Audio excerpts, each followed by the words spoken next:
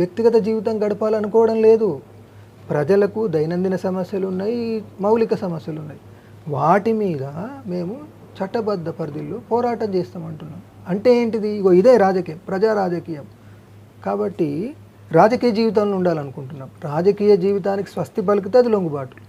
అదొకటి ప్రాతిపదిక.